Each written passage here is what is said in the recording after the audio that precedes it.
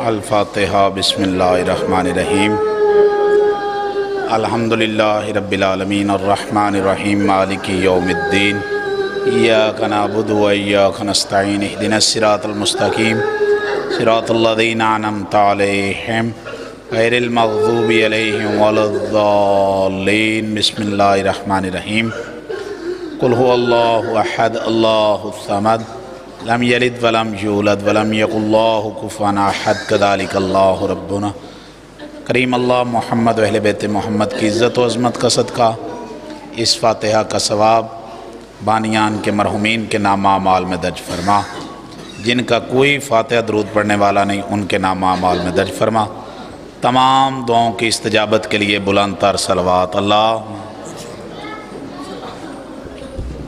قاری ذیشان صاحب تو بعد مولانا ریاض حسین رضوی صاحب جڑے نے وہ خطاب فرمان دے۔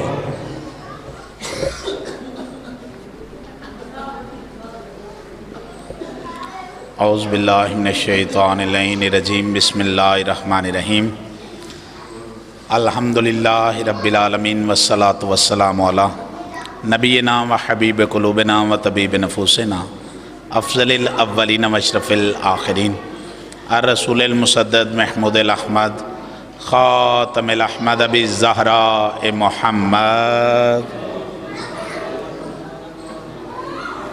وعلی اہل بیتہ الطیبین الطاہرین المعصومین ولعنۃ اللہ علی اعدائہم الملعونین اجمعین، اما بعد فقد قال اللہ تبارک و تعالی فی محکم کتاب الحمید وہو اصدق القائلین وقول الحق بسم اللہ الرحمن الرحیم ان اللہ و ملائکتہ یصلون علی النبی یا ایہا الذین آمنوا صلوا علیہ وسلموا تسلیما اللہم صلی علی محمد وآل محمد۔ انتہائی واجب الاحترام عزاداران رئیس کربلا و سوگواران اسیران کربلا، سورہ احزاب کی ایک آیت میں نے عنوان سخن قرار دی ہے اور امید واسق ہے آپ میری معروضات پہ توجہ فرمائیں گے۔ میرے بزرگوں دوستو، بڑی مشہور و معروف آیت ہے۔ اس آیت کو آیت درود بھی کہا جاتا ہے، آیت صلوات بھی کہا جاتا ہے۔ میں پریشان نہیں، آپ تو بالکل پریشان نہیں، بالکل ریلیکس ہو کے، کیونکہ یہ ہمارا روز کا معمول ہے۔ متوجہ ہیں سرکار؟ اس آیت کو آیت درود بھی کہا جاتا ہے، آیت صلوات بھی کہا جاتا ہے۔ بڑی مشہور ہے، تقریباً ہر بندے کو اس آیت کا پتہ ہے، اور اس کا مفہوم ہم مجالس میں ایک مجلس میں کئی مرتبہ درود پڑھتے ہیں۔ اللہ کہتا ہے ان اللہ، پہلے اول ذات احدیت نے کہا ان اللہ و ملائکتہ، اللہ اور اللہ کے فرشتے یصلون علی النبی، نبی اور اس کی اولاد پہ درود پڑھتے ہیں، نبی اور اس کی اولاد پہ درود پڑھتے ہیں۔ یا ایھا الذین آمنوا، اے صاحبان ایمان، صلو علیہ، تم بھی ان پہ درود پڑھو، یعنی جن پہ اللہ اور اللہ کے فرشتے درود پڑھتے ہیں نا، تم بھی ان پہ درود پڑھو۔ وسلموا تسلیما، اور صرف درود زبان کی حد تک نہ رکھنا، بلکہ جو مرکز درود ہیں انہیں ایسے مانو جیسے ماننے کا حق ہے۔ بے فکر ہو کہ میں گفتگو کرنا چاہ رہا ہوں، ذہن پہ ذرا برابر میرے بوجھ نہیں۔ میرے بزرگوں دوستو، لفظ ہے، ایک ہے ماننا، ایک ہے ویسا ماننا جیسے ماننے کا حق ہے۔ آج پڑھے لکھے حضرات، جہاں جہاں میری آواز جا رہی ہے، آج ہے 24 ذیقعد۔ تقریباً شاید کسی صاحب ممبر نے بیان کیا ہو کہ کل دن گزرا ہے میرے 8ویں امام علی رضا علیہ السلام کا، صلی اللہ۔ تو میں اپنی تقریر کی ابتدا ہی مولا رضا کے ایک فرمان سے بڑھانا چاہ رہا ہوں۔ معصوم فرماتے ہیں کہ کوشش کرو کہ جو بھی کام کرو وہ ایسے کرو کہ اس کا حق ادا ہو جائے، ویسے کرو جیسے اس کا حق ادا ہو۔ مولا رضا نے صرف قرآن پڑھنے کی فضیلت نہیں، بلکہ میرے معصوم رضا فرماتے ہیں قرآن ایسے پڑھو جیسے پڑھنے کا حق ہے، صرف قرآن پڑھو نہیں. کیونکہ ابتدائی مجلس میں ایک لفظ اپنی تقریر کا کہنا چاہ رہا ہوں، کیونکہ بخاری شریف میں بھی روایت ہے کہ کچھ قاری قرآن ایسے ہیں جو پڑھتے قرآن ہیں، قرآن ان پہ لعنت کرتا ہے. پڑھتے قرآن ہیں، قرآن ان پہ لعنت کرتا ہے. معصوم سے پوچھا گیا مولا وہ کون سے قاری قرآن ہیں کہ پڑھتے قرآن ہیں، قرآن ان پہ لعنت کرتا ہے؟ معصوم فرماتے ہیں وہ قاری قرآن جو قرآن کو حق سے نہیں پڑھتے، یعنی پڑھتے ہیں لیکن قرآن کا حق ادا نہیں کرتے. اگر آپ تھوڑی سی متوجہ ہو گئے ہیں تو میرے معصوم فرماتے ہیں کہ یاد رکھو مولا رضا علیہ السلام جو خود وارث قرآن بھی ہیں، خود ناطق قرآن ہیں، میرے معصوم 3 دن میں قرآن پڑھا کرتے تھے. میں کوشش کرتا ہوں بات وہی کروں جو بات میں ثابت کر سکوں. نہ میں کوئی رٹی تقریر کرنے کا عادی ہوں، نہ میں ہوائی باتیں کرنے کا عادی ہوں. میرے معصوم رضا 3 دن میں قرآن پڑھتے تھے، حالانکہ خود ناطق قرآن ہے تو 3 دن میں کیوں پڑھتے تھے؟ اس کی وجہ یہ تھی جو علماء نے بیان کی ہے کہ معصوم سے پوچھا گیا مولا یہ قرآن پڑھنے کا حق کیا ہے؟ معصوم فرماتے ہیں حق یہ ہے کہ جب قرآن پڑھو تو جہاں قرآن کی آیت میں اللہ کے عذاب کا ذکر ہے، اللہ کے عتاب کا ذکر ہے تو فوراً رک جایا کرو اور استغفار کیا کرو، رک کے استغفار کیا کرو. اور معصوم فرماتے ہیں کہ جب اس سے آگے بڑھو، توجہ رہے جی، جب اس سے آگے بڑھو قرآن پڑھنا شروع کرو تو جہاں اس کی رحمت کا ذکر ہے، اس اللہ کی کسی نعمت کا ذکر ہے تو وہاں بھی رک جایا کرو اور فوراً اللہ کا شکر ادا کیا کرو. یعنی معصوم کے اس فرمان کے مطابق مولا سمجھا رہے ہیں کہ یہ نہ ہو کہ زبان کچھ اور کہہ رہی ہو، ذہن میں کچھ اور ہو. قرآن ایسے پڑھو کہ جو زبان میں ہے وہی تیرے ذہن میں بھی رہے. یہ نہیں کہ تو عتاب کے متعلق آیت پڑھ کے سبحان اللہ کہتا رہے، کہ عتاب کے متعلق آیت ہو، عذاب کے متعلق آیت ہو اور تو سبحان اللہ کہتا رہے، اور بات قبلہ نعمت کی آئے اور تو استغفار پڑھتا رہے. بلکہ جو تیری زبان پہ ہو وہی تیرے ذہن میں بھی اترے. یہ ہے قرآن کو ویسے پڑھو جیسے قرآن پڑھنے کا حق ہے. اب لفظ ہے، ایک ہے ماننا، ایک ہے ویسے ماننا جیسے ماننے کا حق ہے. الحمدللہ تمہید میری مکمل ہو گئی، ذہن آپ کا تیار ہے. کیونکہ مجموع کا محتاج وہ ہوتا ہے جو مجمع باز ہو. اور معذرت سے بات میری ریکارڈ ہو رہی ہے جہاں تک جا رہی ہے، میرے مزاج سے، کیونکہ پٹھان والی میں شاید پٹھان کے میں پہلی مرتبہ آیا ہوں، لیکن کوئی علاقہ میرے لیے انجانا نہیں. آپ کے سارے علاقے میں ول سے پڑھتا ہوں، میرے ذہن میں پریشانی نہیں. قبلہ مجموع کے خطیب اور ہیں، قوموں کے خطیب اور ہیں. میں آپ کو قوم سمجھ کے چند لمحے گفتگو کرنا چاہ رہا ہوں. قبلہ ماننا اور ہے، ایک ہے وہ ماننا جو ان کا حق ہے. ذہن آپ کا تیار ہو گیا. اللہ کیا کہہ رہے ہیں؟ وَيُسَلِّمُوا تَسْلِيمًا، اور انہیں ایسے مانو جیسے ماننے کا حق ہے. جو بھی مرکز درود ہیں انہیں ایسے مانو جیسے ماننے کا حق ہے. اب میں حق پہ ہی گفتگو کرنا چاہ رہا ہوں. صرف ماننے پہ جنت نہیں، ویسے ماننے پہ جنت ہے جو ان کا حق ہے. اگر ماننے پہ جنت ہوتی، انشاءاللہ جو لفظ لے رہے ہیں، اگر صرف ماننے پہ جنت ہوتی تو قرآن کی عزت کی قسم ہے عرب میں کوئی بندہ کافر نہ ہوتا. میں وہ تقریر نہیں کرتا جو آپ کے پہلے ہی ذہنوں میں ہو. قبلہ عرب میں کوئی بندہ کافر نہ ہوتا. یعنی مجھے وہ بندہ دکھاؤ جو میرے نبی کو صادق نہیں مانتا تھا. صادق بھی مانتے تھے، امین بھی مانتے تھے، شریف.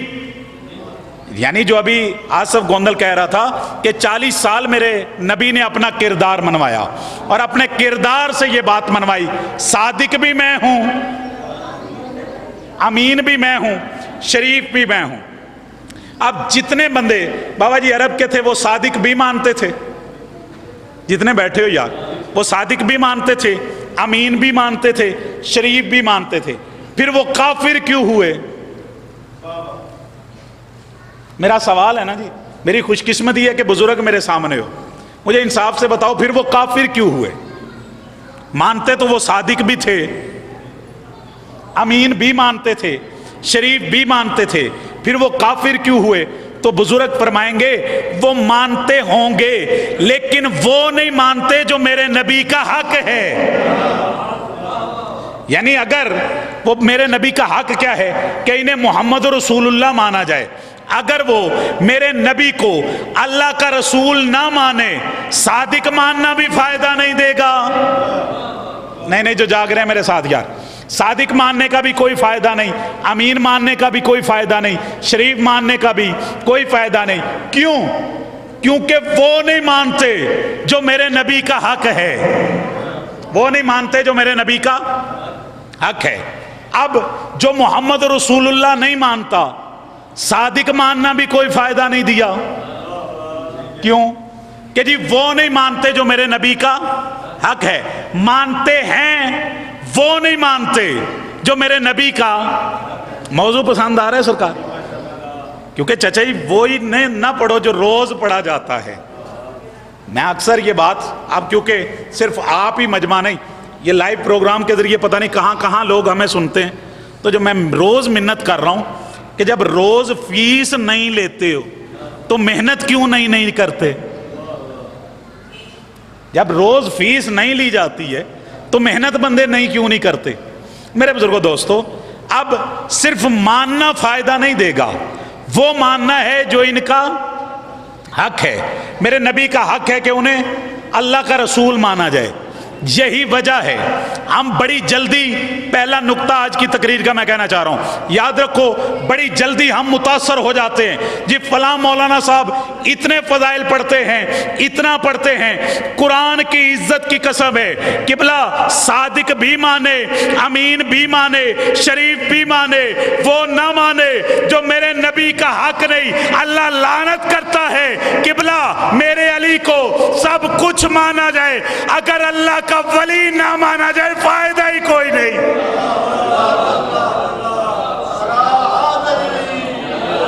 متوجہ ہو گئے ہیں؟ الحمدللہ مطمئن ہو کے آپ لفظ لے رہے ہیں میرے بزرگوں دوستو، کیونکہ بڑے بندے جی فلاں مولانا صاحب اتنی تعریف کرتے ہیں ہمارے مسلک کے بھی نہیں، ہم بڑی جلدی بابا متاثر ہو جاتے ہیں ان بندوں سے کہ فلاں ہمارے مسلک کے نہیں، لیکن وہ اتنے حضرت علی کے فضائل پڑھتے ہیں۔ تو میں ممبر پہ کہہ کے جا رہا ہوں، قرآن کی عزت کی قسم ہے، شیر خدا بھی مانے، کعبے میں آنا بھی مانے، سب کچھ مانے، اگر علی کی ولایت حق ہے، اگر ولایت علی نہ مانے فائدہ ہی کوئی نہیں ہے، کیونکہ وہ مانو جو ان کا حق ہے۔ موضوع میں اپنے موضوع سے ایک لمحہ بھی نہیں ہٹنا چاہ رہا، یعنی وہ مانو جو ان کا حق ہے۔ یہی وجہ ہے بندے خاتون جنت بھی مانے، بالکل ملکی حالات آپ کے سامنے، خدا گواہ ہے کہ ہم، کیونکہ میرا کردار بلکہ ملت تشیع کا کردار، ہم نے کوشش کی ہے امن کی گفتگو کی جائے، ہم نے ہمیشہ فرقہ واریت سے بندوں کو بچایا ہے، ہم نے نہ کبھی اختلافی گفتگو کو رجحان دیے، نہ کرنی چاہیے، لیکن جب بات ہمارے ورثاء پہ آئے تو حقدار نوکر کا حق بنتا ہے کہ وہ بول کے بتائے ہمارا تعلق سیدہ کے ساتھ ہے، دشمن سیدہ کے ساتھ نہیں ہے۔ ہمیں مجبوراً یہ موضوع پڑھنے پڑ رہے ہیں، حالانکہ ہمیں کوئی شوق نہیں، ہمیں مجبوراً یہ موضوع بیان کرنے پڑ رہے ہیں۔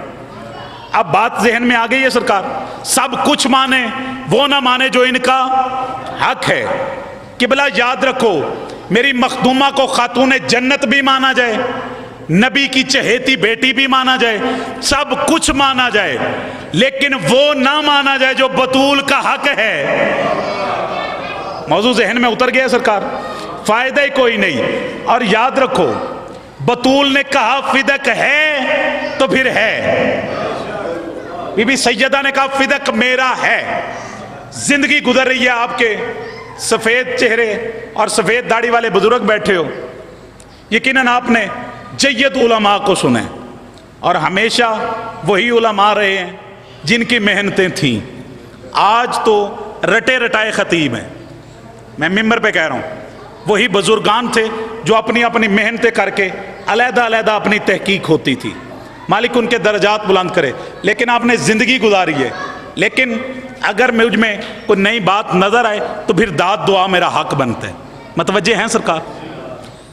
اب جو بندہ خاتون جنت بھی مانے، سیدہ کو زوجہ علی بھی مانے، حسنین کریمین کی اماں بھی مانے، سب کچھ مانے، اگر فدق نہ مانے،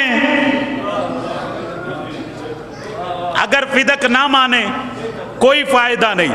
بطول نے، میں اس پہ بحث نہیں کرتا، لیکن پہلا لفظ ہے، اسی سے مجھے سمجھ آئے گی کہ مجھے کتنے لمحے پڑھنے ہیں. قبلہ میرے بزرگ بیٹھے ہو، ایک ہے دعویٰ، ایک ہے وعدہ. وعدہ اور ہے، دعویٰ اور ہے. وعدہ آپ نے کیا، بعض اوقات وعدہ وفا نہیں بھی ہوتا، لیکن جو دعویٰ کر دے، دعویٰ اس کے دلائل ہوا کرتے ہیں. میں کہا کرتا ہوں جناب سیدہ کے ایک مخدومہ نے وعدہ کیا، توجہ چاہوں گا میں کیونکہ وہی لفظ ہوتے ہیں. میں کوئی علیحدہ روایتیں نہیں پڑھتا کہ جو ممبر پہ کہہ جاؤں کہ جو میں نے پڑھی ہیں آج تک نہیں پڑھی. کہ بلا اس ممبر پہ مبلغ اعظم مولوی اسماعیل پڑھ کے گئے ہیں، اس ممبر پہ بزرگ علماء پڑھ کے گئے ہیں، تو یہ نہیں ہو سکتا کہ میں نے کوئی نئی کتاب ایجاد کر لی ہے، کیونکہ واقعات تو وہی ہوتے ہیں لیکن نتیجے نئے نکالے جا سکتے ہیں. میں جو واقعات بزرگان نے لکھے ہیں، جو بزرگان نے بیان کیے ہیں، میں انہی پہ گزارا کرتا ہوں. توجہ ہے سرکار؟ مزاج آپ کا تیار ہو گئے. مخدومہ نے وعدہ کیا. بڑی مشہور روایت ہے کہ حسنین کریمین آئے، آ کے کہا اماں ہمارے پاس کپڑے نہیں. مخدومہ نے کہا کپڑے درزی کے پاس ہیں. شیعہ سنی علماء نے لکھے کہ جب کہا نا کہ کپڑے درزی کے پاس ہیں، یہ لفظ کہے کوئی مورخ نہیں لکھتا کہ میری مخدومہ نے کسی درزی کو کپڑے دیے تھے. یعنی اب آپ نے میرا ساتھ دینا ہے تو میں تقریر کر سکوں گا. کوئی مورخ نہیں کہتا کہ میری مخدومہ نے ویر جی کسی درزی کو کپڑے دیے تھے. کہا کہ کپڑے درزی کے پاس ہے، اللہ نے فوراً جبریل کو بھیج دیا کہ جا کے کہہ دے. بسم اللہ جی، درود بر عظمت آل محمد صلوات اللہ. سرمایہ ملت جعفریہ جائے پدر سرکار علامہ سید ریاض حسین رضوی صاحب تشریف لے آئے ہیں. متوجہ ہیں سرکار؟ اے تواڈے صرف فون تو بندے پریشان سن کہ ہورے شہری کنہ کو لیٹنے تے مولوی کنہ کو پڑھنا ہے، تاں بندے ریلیکس ہو کے باہر کھلوتے ہیں. درود بر عظمت آل محمد صلوات اللہ. متوجہ ہو گئے ہیں سرکار؟ میری مخدومہ نے کہا کہ کپڑے درزی کے پاس ہیں. لفظ کہنا تھے، فوراً جبریل درزی بن کے آ گیا. اب لفظ کہوں، جس کے وعدے کا اتنا اہتمام ہے اس کے دعوے کا کتنا اہتمام کیا جائے گا. میں اس پہ بحث نہیں کرتا کہ بی بی کا کیا حق بنتا تھا، نہیں یہ وہ، یہ بزرگان نے اتنی مرتبہ بیان کی ہے. لیکن میں ایک لفظ کہہ رہا ہوں، بی بی نے کہا تو تھا نا. یہ تو آپ کی بخاری شریف میں بھی روایت ملتی ہے کہ مخدومہ نے گئی اور جا کے کہا کہ فدق میرے. بی بی نے دعویٰ کیا کہ فدق میرے. متوجہ ہیں سرکار؟ بی بی نے کہا تو صحیح نا کہ فدق میرے. آؤ ہم ذرا آپ قرآن کی طرف پلٹتے ہیں جن کا تھوڑا سا بھی مطالعہ قرآن ہے. ایک بی بی نام وہ بھی بطول ہے، مخدومہ ہیں، بطول ہیں، جناب مریم سلام اللہ علیہا. ایک چھوٹا سا بچہ آغوش میں ہے. لوگوں نے پوچھا یہ کس کا ہے؟ بی بی مطمئن ہو کے فرماتی ہے یہ میرا ہے. میری مخدومہ نے کیا فرمایا کہ یہ میرا ہے. لفظ کہا نا کہ یہ بچہ میرا ہے، اتنا کہنا تھا کہ یہ میرا ہے. انہوں نے کیا کہا؟ قرآن کہتا ہے نہ تو ایسی تھی نہ تیرا خاندان ایسا تھا، نہ تو ایسی تھی نہ تیرا خاندان ایسا تھا، یہ بچہ تو کہاں سے لے آئی؟ کہا میرا ہے۔ کہا تجھے تو کسی مرد نے آج تک چھوا نہیں، یہ قرآن ہے کہ یہ بچہ کہاں سے لے آئی؟ بی بی نے اسی بچے کی طرف اشارہ کیا۔ قرآن کہتا ہے کہ جب بچے کی طرف اشارہ کیا، بچے کی طرف اشارہ کیا، وہ لوگ دیکھ کے کہتے یہ بچہ ہے کیسے گواہی دے گا، یہ بچہ ہے کیسے گواہی دے گا۔ اس کا مطلب ہے بچوں کی گواہی پہ اعتراض کرنا یہودیوں کی پرانی عادت ہے۔ اب کہا نا کہ یہ بچہ ہے، کیسے جواب دے گا؟ جو ہی مخدومہ نے اشارہ کیا، قرآن کہتے ہیں وہ چھوٹا سا عیسیٰ بول کے کہتے ہیں انی عبداللہ واتانی الکتابی وجعلنی نبیہ، میں اللہ کا بندہ ہوں، کتاب لے کے آیا ہوں، نبی بن کے آیا ہوں۔ دعوی مریم پہ دلائل دیے جناب عیسیٰ علیہ السلام نے، اور کیا کہا؟ توجہ ہے سرکار، میں اللہ کا بندہ ہوں، اس پہ کسی چیز کی ضرورت نہیں، اس پہ کسی چیز کی ضرورت نہیں کہ میں اللہ کا بندہ ہوں۔ ہر بندہ اللہ کا ہے، ہر بندہ اللہ کا ہے۔ اس پہ تو بابا جی آپ سے خاص دعا، اور اسی پہ شاید میں سلام کر جاؤں، کیونکہ مجھے احساس ہے، متوجہ ہیں سرکار، میں اللہ کا بندہ ہوں۔ پہلا یہ اگر بات نہیں ہو تو آپ سے خاص، کیونکہ سارا مجمع کی دعا ایک طرف، پیر ریاض رضوی کی مور شدہ تعریف ایک طرف، بابا جی اب جناب عیسیٰ نے کیا کہا؟ میں اللہ کا بندہ ہوں۔ اب اس میں کسی کی گواہی کی ضرورت نہیں، ہر بندہ اللہ کا ہی بندہ ہے۔ اور دوسرا کیا دعویٰ کیا؟ انی عبداللہ واتانی الکتابی، میں کتاب لے کے آیا ہوں۔ روز پڑھا جاتا ہے، یہ کس کتاب کے بارے میں کہہ رہے تھے جناب عیسیٰ؟ متوجہ ہیں سرکار؟ یہ انجیل مقدس کے بارے میں جناب عیسیٰ کہہ رہے تھے، توجہ ہے سرکار؟ اب وہ کتاب شاہ جی سے تصدیق کروا لیں، جب جناب عیسیٰ 30 سال کے ہوئے تو یہ کتاب آئی، 30 سال کے جناب عیسیٰ ہوئے تو یہ کتاب آئی۔ تو جناب عیسیٰ پہلے دن ہی کہہ رہے ہیں، اب کیسے ہیں وہ بدبخت کہ جو پوچھتے ہی نہیں، تو جو کہہ رہے کہ میں کتاب لے کے آیا ہوں، وہ دکھا کتاب کہاں ہے؟ آگا جی کسی نے نہیں پوچھا کہ عیسیٰ دعویٰ کر رہے ہیں میں اللہ کا بندہ ہوں، کسی کی ضرورت نہیں، کوئی گواہی نہیں چاہیے۔ اب کیا کہا؟ میں کتاب لے کے آیا ہوں۔ تو انہیں پوچھنا تو چاہیے تھا نا، دکھا کتاب۔ کوئی جب جناب عیسیٰ آئے تو کتاب ساتھ تو نہیں تھی، کتاب ساتھ نہیں تھی۔ اب کسی نے گواہ نہیں مانا، تو پھر کہا کرتا ہوں ان نئے مسلمانوں سے تو وہ پرانے کافر ہی اچھے تھے، ان نئے مسلمانوں سے تو وہ پرانے کافر ہی اچھے تھے جنہوں نے عیسیٰ سے کوئی گواہ نہیں مانگا۔ اب تیسرا دعویٰ کیا تھا؟ انی عبداللہ واتانی الکتابی وجعلنی نبیہ، میں اللہ کا نبی بن کے آیا ہوں۔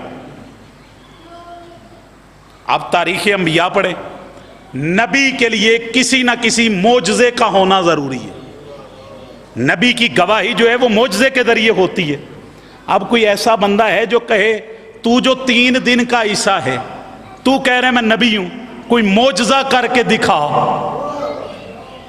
کوئی معجزہ کر۔ کسی نے نہیں مانگا۔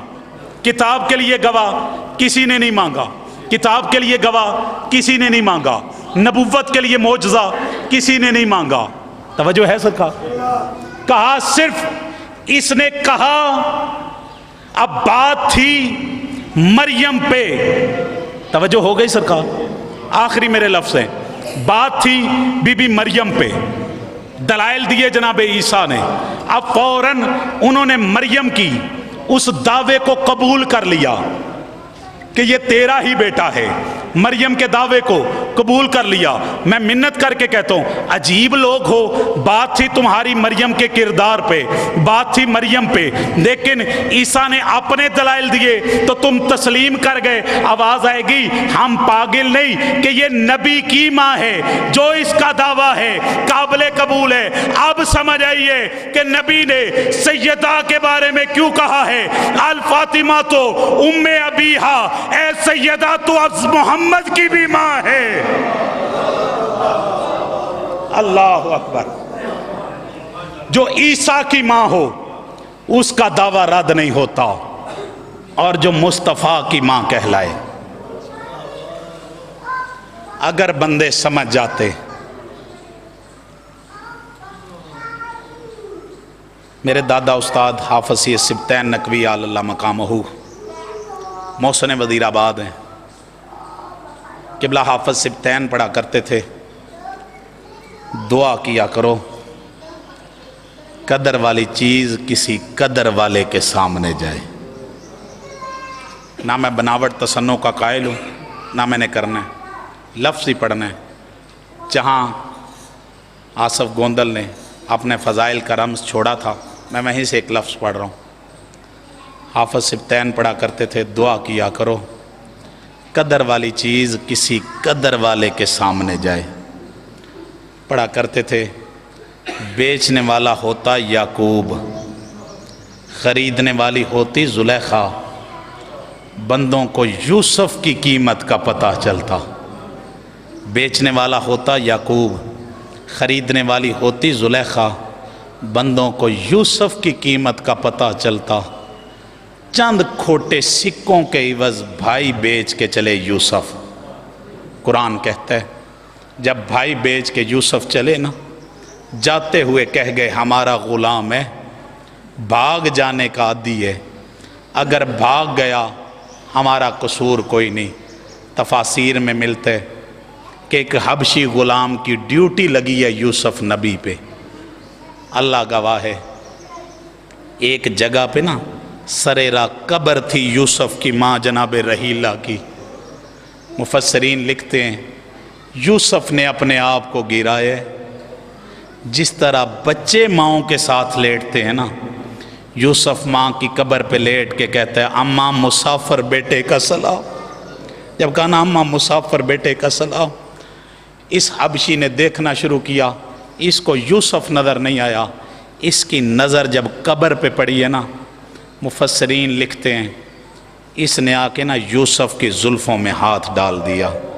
غلط پڑھوں بی بی سیدہ کا مجرم ہوں، جو تفسیر کے لفظ ہیں، اس نے بابا جب یوسف کی زلفوں میں ہاتھ ڈالا، مفسر لکھتے ہیں چھوٹے چھوٹے ہاتھ جڑ گئے یوسف نبی کے۔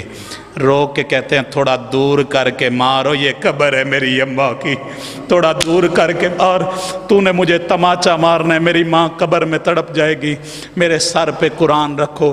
یوسف نے منت کی، باز آ گیا؟ نہیں، خدا گواہ ہے باز نہیں آیا۔